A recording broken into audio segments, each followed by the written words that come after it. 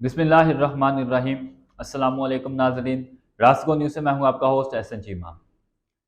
अभी पाकिस्तान मार्ज़ वजूद में आया भी नहीं था, लेकिन बहुत से किरदार आज़ादी या पाकिस्तान मुखालफ बयानियाँ बेचकर बड़े सगीर में असर और रसूख कायम करने में कामयाब हुए। अज़ल से लेकर आज तक हर बुराई के खिलाफ अच्छाई या अच्छाई के खिलाफ बुराई का झगड़ा रहना एक सादा सा फार्मूला है, जिसे समझने या समझाने के लिए ज्यादा तमन्नाई ज़ाया करना मुनासिब नहीं। चूंकि बात हो रही है कि क़याम पाकिस्तान से कबल ही बहुत सी शख्सियात ने पाकिस्तान मुखालफ किरदार अदा करके खित्ते में असर और रसूख कायम किया। आम फहम की बात है कि अगर बुराई या बुरे किरदार ना हो तो अच्छाई या अच्छे किरदारों की अहमियत और अफादियत गुमनाम ही रहती है। यह भी हकीकत है कि इंसान मुखालफ, खुदगर्ज, जालिम और फासक मनफी किरदार ही इंसान दोस्त, बेगर्ज, रहमदिल और नेक मुस्बत किरदारों के माशरे में मकबूल होने का बुनियादी सबब बनते हैं। दुनिया के किसी भी फलाही माशरे की तारीख पढ़ी जाए तो हर माशरे में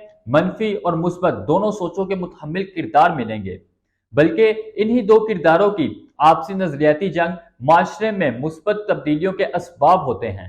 चूंकि बात पाकिस्तान की हो रही है तो इससे कबल कि मैं इन हकीकतों से पर्दा उठाऊं जिससे लाइल्मी की वजह से आज भी पाकिस्तान की अक्सरियत कन्फ्यूजन का शिकार है, बल्कि ये क्योंकि पाकिस्तानी ताहाल अपने मुस्तकबिल का फैसला करने से कासिर हैं। इससे भी संगीन अमर यह है कि 75 साल गुजरने के बावजूद हमें ये इल्म ना हो सका कि पाकिस्तान के असल फैसला साज आप और मैं हैं, ना कि 1% अशराफिया। आपसे गुजारिश है कि मेरी वीडियो को ज्यादा से ज्यादा लाइक और शेयर करें और कमेंट करके अपना फीडबैक लाजमी दें। और अगर वाकई हमारी वीडियो आपके लिए फ़ायदा मंद साबित हो तो हमारे चैनल को सब्सक्राइब ज़रूर कर लें, ताकि हमारी हौसला अफजाई भी हो और हम आपकी खिदमत का दायरा मज़ीद वसी कर सकें। कि हमें पाकिस्तान से कबल आज़ादी मुखालफ किरदारों पर भी गुफ्तगू करेंगे। इससे कबल ज़रूरी है कि इन अखवाल पर गुफ्तगू की जाए जिनकी वजह से वतन अजीज़ में अच्छाई या अच्छे किरदार सही मानों में फल फूल ना सके। कभी खालिस आमरीत तो कभी सीवल आमर 75 साल से कैसे हम पर मुसल्लत हो जाते हैं, कैसे बंद कमरों में बैठकर फैसला करने वाले अवामी राय के खिलाफ पाकिस्तान के मुस्तकबिल का तयन करते हैं। वो कौन कौन से अवामिल हैं जिनकी वजह से हम अपने तहजीब व तमद्दन और सकाफत को छोड़कर गैरों के रस्म और रिवाज में गर्क हो जाते हैं। मेरे प्यारे पाकिस्तानियों, हमें आंखें, कान और दिमाग खोल कर रखने की जरूरत है।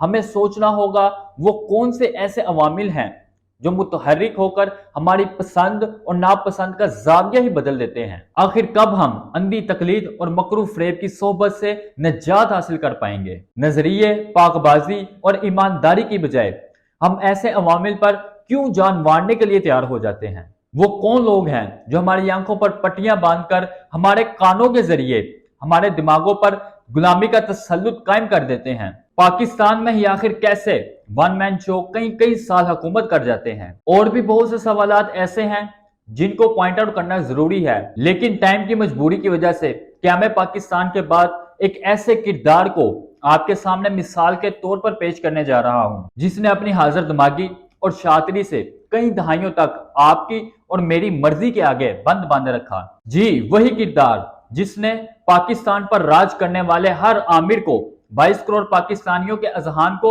जज करने के फार्मूले बताए। इस किरदार के पीछे कौन कौन सी ताकतें थीं, इससे भी पर्दा उठाएंगे। जी, मैं बात कर रहा हूं शरीफुद्दीन पीरजादा की।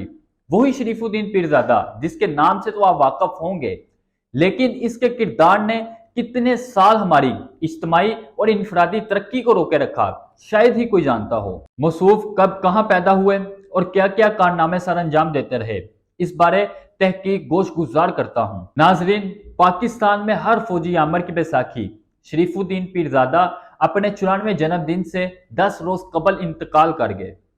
बैरिस्टर शरीफुद्दीन पीरजादा पाकिस्तान में हर फौजी आमर की बैसाखी रहे। Field marshal Ayub Khan, general Yahya Khan, general Ziaul Haq और जनरल मुशर्रफ को इन्होंने ही इक्तदार में रहने के आईनी और कानूनी रास्ते बनाकर दिए। सैयद शरीफुद्दीन पीरजादा अपने 94वें जन्मदिन के रोज जुम्मा की सुबह कराची में इंतकाल कर गए। इनकी पैदाइश 12 जून 1923 को इंडिया की रियासत मध्य प्रदेश के शहर बुरहानपुर में हुई। इनके वालिद भी वकालत के शोबे से वाबस्ता थे اور انڈین سول سروس میں رہے۔ شریف الدین پیرزادہ نے اپنے کیریئر کی ابتدا بمبئی ہائی کورٹ سے کی۔ وہ بانی پاکستان محمد علی جناح کے جونیئر بھی رہے۔ قیام پاکستان کے بعد وہ کراچی منتقل ہو گئے، جہاں انہوں نے اپنی لا فرم قائم کی۔ ان کا شمار پاکستان کے مہنگے ترین وکلاء میں کیا جاتا تھا۔ وہ پاکستان کے کئی اہم منصب پر بھی فائز رہے۔ وہ 2 بار بحیثیت وزیر خارجہ، 3 بار اٹارنی جنرل اور پھر سابق فوجی صدر جنرل مشرف کے مشیر کی حیثیت سے بھی فرائض انجام دیتے رہے۔ 1996 سے 2008 تک وہ اعزازی مشیر بھی رہے، جس کا رتبہ وفاقی وزیر کے برابر تھا۔ یہ تمام منصب ان کے پاس فوجی حکومتوں کے دوران رہے۔ شریف الدین پیرزادہ نے ایک انٹرویو میں کہا تھا کہ انہوں نے کبھی کسی فوجی حکمران کی طرفداری نہیں کی، بلکہ قانونی مشیر کی حیثیت سے انہیں معاونت فراہم کی۔ پاکستان کے قیام کے 11 سال بعد جنرل ایوب خان کے نافذ کیے گئے پہلے مارشل لا کی انہوں نے حمایت کی۔ ان کا کہنا تھا کہ ایوب خان نے ان کے علاوہ دیگر وکلاء منظور قادر اور ذوالفقار علی بھٹو کو بھی بلایا تھا، جبکہ ایوب خان نے چیف جسٹس کے کہنے پر ان کا انتخاب کیا تھا، لیکن ایک کے بروہی کو بھی شامل رکھا گیا۔ پاکستان میں عدلیہ نے جب بھی فوجی حکومت کو نظریہ ضرورت کے تحت زندگی بخشی تو اس میں ہر بار شریف الدین پیرزادہ کی حکمت عملی اور دلائل اہمیت کے حامل ہوتے۔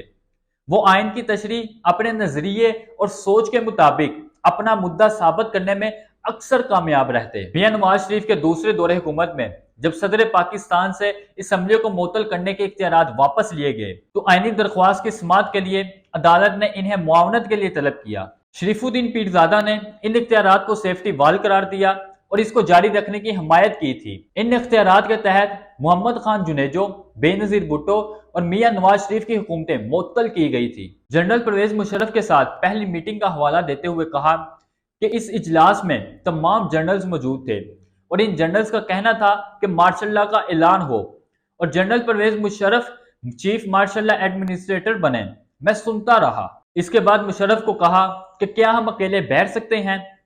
میں نے انہیں بتایا کہ اب حالات تبدیل ہو چکے ہیں اور مارشل لا درست نہیں، آپ کی سول طرح کی حکومت ہونی چاہیے۔ شریف الدین پیرزادہ نے ہی جنرل پرویز مشرف کو ملک کا چیف ایگزیکٹو بننے کا مشورہ دیا تھا اور اس منصب کے لیے آئینی ڈرافٹ بنا کر دیا، جس طرح انہوں نے جنرل ضیاء الحق کو بنا کر دیا تھا، لیکن اس بار اس میں کچھ تبدیلیاں تھیں۔ شریف الدین پیرزادہ نے بتایا کہ پرویز مشرف نے ڈرافٹ دے کر کہا تھا کہ اس میں مارشل لا کا کوئی ذکر نہیں، لوگ ہمارے احکامات نہیں مانیں گے۔